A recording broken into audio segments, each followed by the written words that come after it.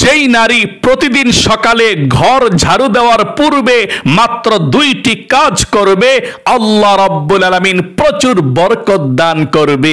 আল্লাহু আকবার। ওই পরিবার সংসার ধনী হবে। নবীজি বলেছেন আল্লাহর নিজ খাজানা থেকে রহমত এবং বরকত রিজিক দিয়ে ভরপুর করে দিবে এবং ঘরের সকলের জিম্মাদার আল্লাহ তাআলা নিজেই হয়ে যাবে। বিপদ আপদ বালা মুসিবত থেকে আল্লাহ ওই ঘরের মানুষকে হেফাজত করবে। আল্লাহু আকবার, আল্লাহু আকবার। তাহলে প্রিয় দিনী মহিলা মা ও বোনেরা, প্রতিদিন সকালে যখন ঘর ঝাড়ু দিবেন এর পূর্বে শুধুমাত্র 2টি কাজ করবেন, তারপরে আপনি ঘর ঝাড়ু দেন, ইনশাআল্লাহ বরকতে বরকতে আল্লাহ ভরপুর করে দিবে। কোনোদিনও আপনাদের এই পরিবার সংসারের মধ্যে আল্লাহ রাব্বুল আলামিন অভাব অনটন দিবে না। প্রিয় দিনী মহিলা মা ও বোনেরা, গভীর মনোযোগ সহকারে শুনবেন। আপনাদের চলার কারণে, আপনাদের ব্যবহারের কারণে আপনাদের রিজিককে আল্লাহ রাব্বুল আলামিন উঠিয়ে নেয়। অভাব অনটনের মধ্যে পড়ে থাকেন, ঋণগ্রস্তর মধ্যে পড়ে থাকেন। নবী করিম সাল্লাল্লাহু আলাইহি ওয়াসাল্লাম বলেছেন, এই 2টি কাজ যদি ঘর ঝাড়ু দেওয়ার পূর্বে মহিলা মা বোনেরা প্রতিদিন সকালবেলা করতে পারে, আল্লাহ রাব্বুল আলামিন ওই ঘরের মধ্যে 24টা ঘন্টায় রহমত নাজিল করবে। আল্লাহু আকবার। আমার মহিলা মা বোনদেরকে আল্লাহ রাব্বুল আলামিন অনেক বেশি সম্মান দিয়েছেন, অনেক বেশি মর্যাদা দিয়েছেন। মহিলা মা বোনেরা ঘরের মধ্যে থেকেও যদি কাজকর্ম নবীজির সুন্নাহ মতো করতে পারে, ইসলামিক হুকুম মতো করতে পারে, আল্লাহ রাব্বুল আলামিন 24টা ঘন্টা কাজ করবে, কাজ করেও 24টা ঘন্টা ইবাদত করার সওয়াব আল্লাহ আমল নামার মধ্যে লিখে দিবে। সকলে বলি সুবহানাল্লাহ। চলুন তাহলে আমি বলছি, গভীর মনোযোগ সহকারে শুনুন।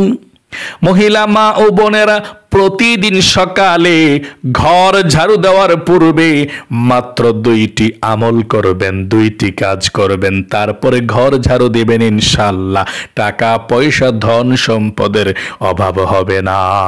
বিরক্ত হবেন না মহিলা মা ও বোনেরা। ক্লাসের মতো বলতে হয়, কারণ প্রত্যেকটি কথার বিনিময়ে আপনি সওয়াব পাচ্ছেন, নেকি হচ্ছে আপনাদের আমল নামার মধ্যে।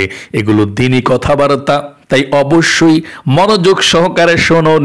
1 নম্বরে মহিলা মা ও বোনেরা ঘর ঝাড়ু দেওয়ার পূর্বে প্রতিদিন সকালে অবশ্যই ফজরের নামাজটা সঠিকভাবে সুন্দর করে আপনি আদায় করবেন।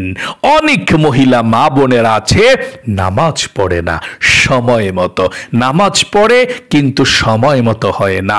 সময় মতো যদি আপনি নামাজ না পড়েন আপনার নামাজ হবে না।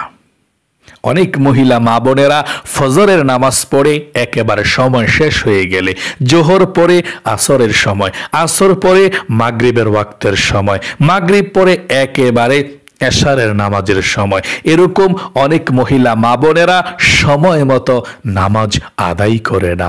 ইখলাস আরো বেশি ফজিলতপূর্ণ সূরা, সকলে বলি সুবহানাল্লাহ। আপনি সহিশুদ্ধভাবে আপনি মুখস্থ পড়েন সূরা ইখলাস, একবার পড়বেন 10 সিপারা কোরআন পড়ার সওয়াব, এভাবে 2 বার পড়লে 20 সিপারা, 3 বার পড়লে 1 খতম কোরআন শরীফের সওয়াব আল্লাহ তাআলা আমল নামার মধ্যে লিখে দেয়। এবং 10 বার পড়লে 9 খতম, 3 খতম কোরআন শরীফের সমান সওয়াব হবে এবং আপনার জান্নাতের মধ্যে একটা প্রাসাদ আল্লাহ আপনাকে নির্মাণ করে দিবে 10 বার সূরা ইখলাস পড়লে। এই জন্য মহিলা মা ও বোনেরা শুনুন, আপনারা যারা দেখে দেখে কোরআন শরীফ পড়তে পারেন কিন্তু ভুল হয়ে পড়বেন, কোনো সমস্যা নেই। এবং যারা যারা পড়তে পারেন না মুখস্থ সূরাতুল ইখলাস পাঠ করবেন।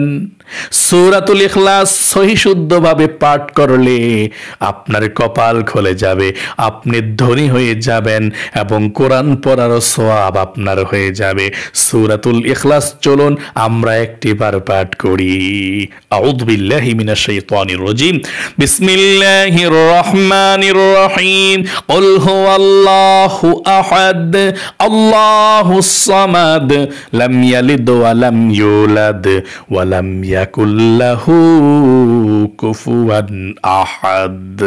এটাই হচ্ছে সূরাতুল ইখলাস। ও মহিলা মা ও বোনেরা, আশা করি খুব সুন্দর করে এই আলোচনাটা বুঝতে পেরেছেন। প্রতিদিন সকালবেলা আপনারা যখনই ঘর ঝাড়ু দিবেন তার পূর্বেই আপনারা ফজরের নামাজটা অবশ্যই আদায় করবেন। এই নামাজকে ছেড়ে দিবেন না। যদিও ঘুম থেকে একটু পরে ওঠেন, নামাজের ওয়াক্ত শেষ হয়ে যায়, সঙ্গে সঙ্গে আপনি ওযু করে ফজরের নামাজের কাজাটাকে আদায় করবেন।